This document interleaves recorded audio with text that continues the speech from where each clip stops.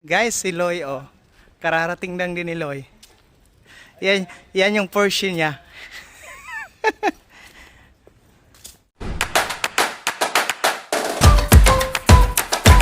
Kakatapos lang ng work natin. 2:08 ng hapon. Tapos, yun, si Loy, dumaan din si Loy. Kasi yung work ni Loy hanggang alas 2 din. So, 5 hours yung work ni Loy. Yun, pauwi na kami ng bahay. Sobrang init guys, ang sarap maligo ngayon sa swimming pool. Wow guys, tingnan nyo yung pitsay ko. Sobrang na siya. Hindi naman gaano kalaki, pero I think ganito lang talaga siya. Tapos yun, na siya. May maliit na bunga.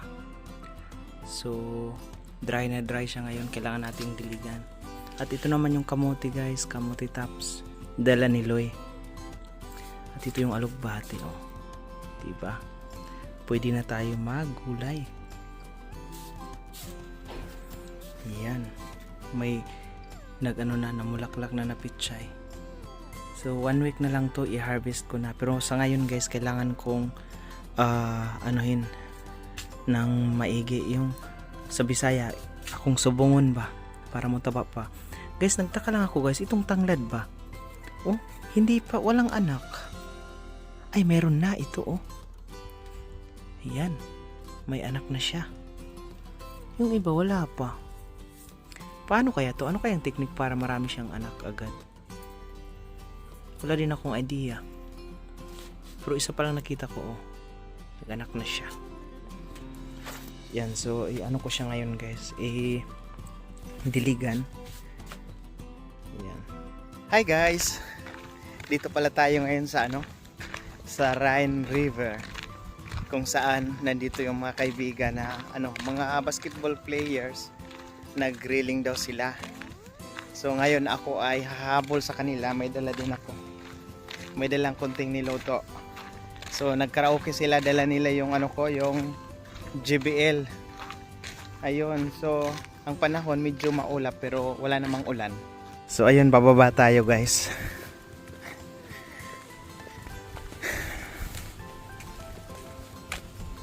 Makulimlim ang panahon. So wala pala si Loy na nagbisikleta. Nag-exercise. Ako lang yung pupunta doon kasi hindi naman ni Loy kilala yung iba dyan.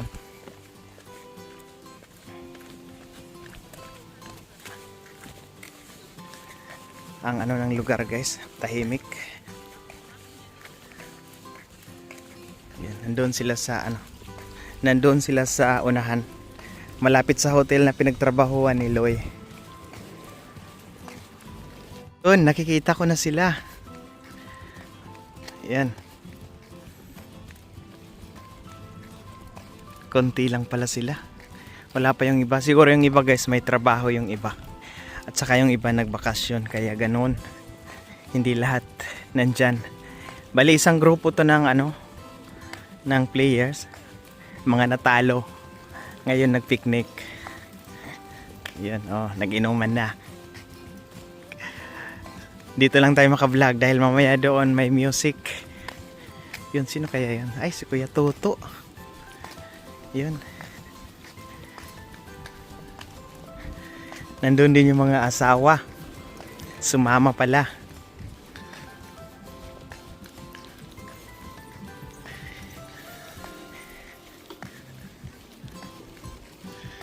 Ayan. Ayan, may pinagkakabalahan si Kuya. Kuya, anong mga niluto mo? Ayan, Ay, parang adobo. Ano yan? Pansit, Ay, pansit. Pampahaba ng buhay. At saka pansit. fried chicken. Ang laki nito puro drinks yan. Oo, ito. Gusto ko Grabe. Pa. Pang whole night. Ay, may dumating. Si Chad. Ayan o. May dumating si Chad. Jen. Chad. Jen. Magpunta dito? Ay, iba sila?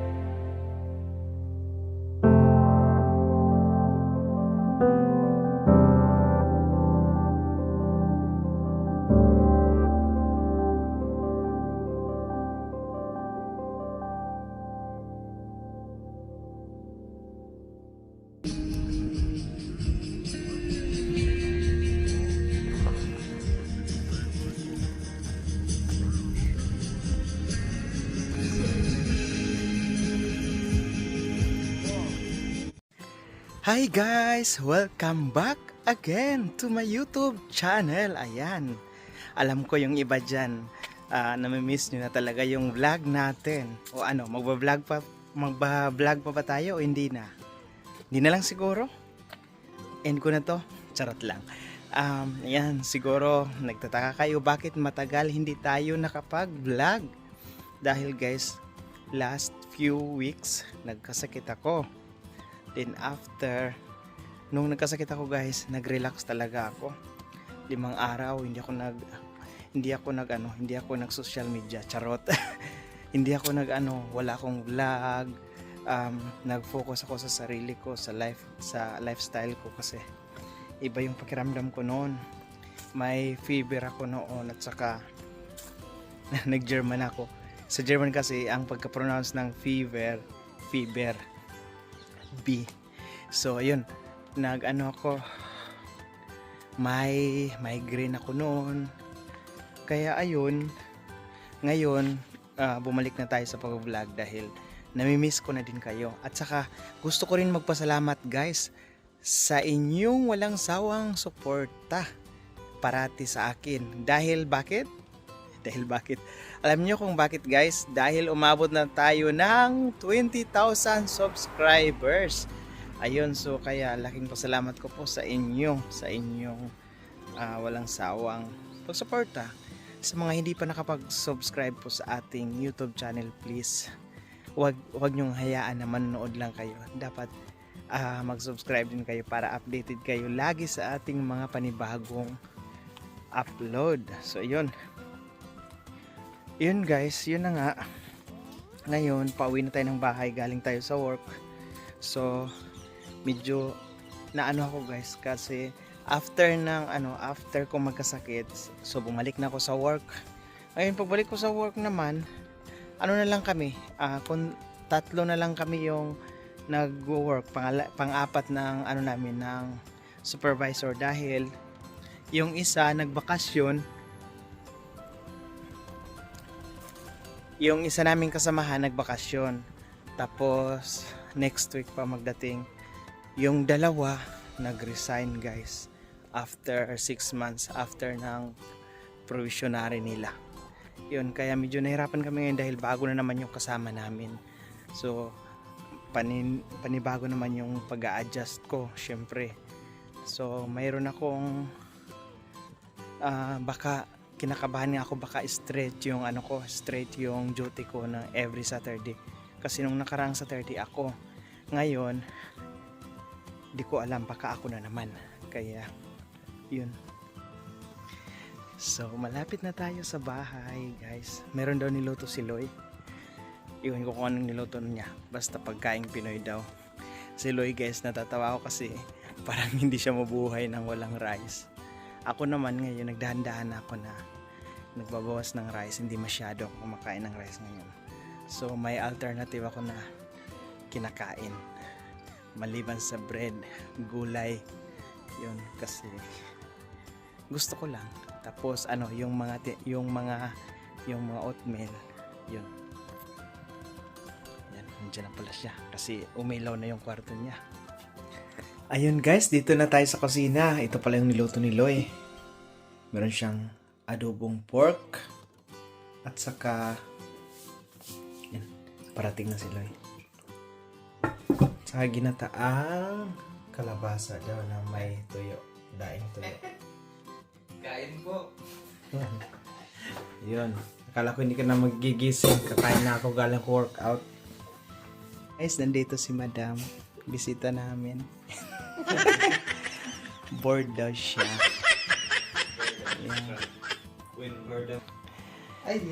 Ayan, bumili pala ako ng baka dahil kami ngayon, magbulalo guys. Alam niyo bakit gusto ko magbulalo? Dahil sa labas may mga pichay na i-harvest ko mamaya sa tanglad. Kaya yun, bumili ako ng baka ngayon. Tapos malamig medyo malamig siya. Kasi nakasahod ngayon. Ay. Si Loy, sumakit daw yung ulo. Sa kakaisip kung saan yung Sumakit ang ulo ko. Kung alin yung pipiliin. Walang pera. Walang pera. So, ayan itong binili natin. Pang chop suey. Ayan, zucchini. Yan yung alternative ng opo ba yun? Patula. Hindi to kasali guys sa luto na to. Dito sa Germany, lagi kang makabili ng luto na egg. Ito. May color-color. Kasi pambata yan So tayo mga tamad na magluto. Halos pareho siya ng price sa yung hilaw na egg. Kaya bumili tayo ng isa para ito yung pang chop suey. Masarap kasi pag laging may mushroom. Masarap ang chop suey. Ganito yung repolyo dito sa Germany. Maging maingat pag bumibili ng repolyo dahil mayroon kang mabibili sa palengke sa supermarket na iba yung forma niya. Ito talaga yung repolyo talaga. Kung nakabili ka ng yung makapal, iba yun, pang salad yan. So, ayan. May atsal or paprika. At saka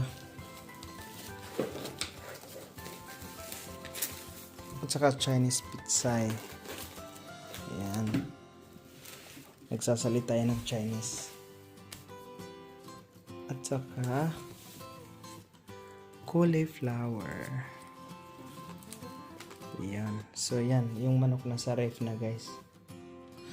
So yan, yung good for 20 to 25 persons yung lulutuin natin. Ayan. Ayun guys, mayroon na tayong package na dumating. Bakit ngayon ka lang ng-vlog? Hindi na nga sana napilitan, pero since may May maraming naghanap sa'yo dong. meron pala. Mm. Wala naman akong inutangan Ayan, ano kaya to? Medyo malaki-laki, pinadala ni Amazon sa amin, pero syempre binayaran. Hindi sponsor. Oh my God. Kailangan namin to guys kasi dito sa bahay, maliit lang yung apartment namin. So kailangan namin to siya na ma-organize lahat ng aming ilagay sa na to. Sana maganda, Loy. Wow. Ganito ba yan? Oh, yan. May mga malaki yan. Ano ba ito dong? Mga tupperware Jug. para sa Para sa mga mga dry goods. dry goods.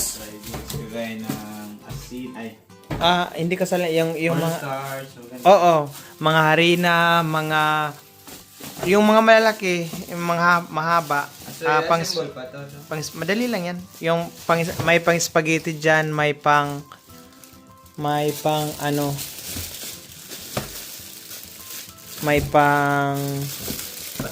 pasta, oo. Ito ata yung mahaba. 6 na magkasunod-sunod from smallest large to. oh. So yan. Paikot to? O hindi? Hindi. Yan. O, di ba? Pag spaghetti ang talaga niya. Oh. Same ang hanggang sa maliit. Yan. Dito yung mga Ganda. So yan yung natin sa yan, na yan, 1 point something liter na ata yan.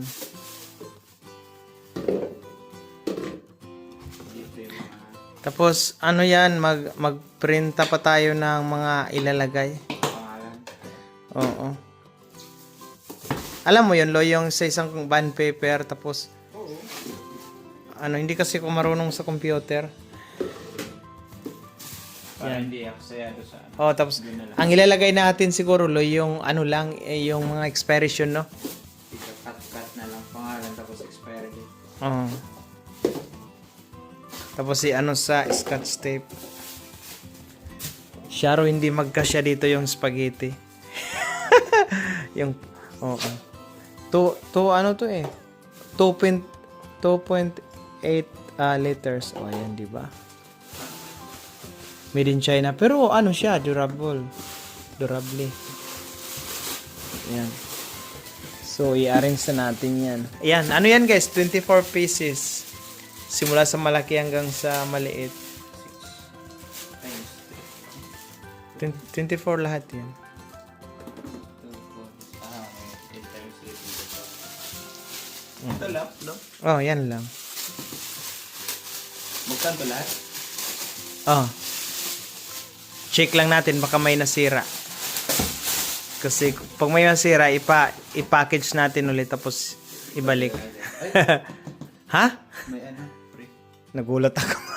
Akala ko tuloy may nasira. May free lang pala na pang scoop. Yun, pang ano ng ice cream.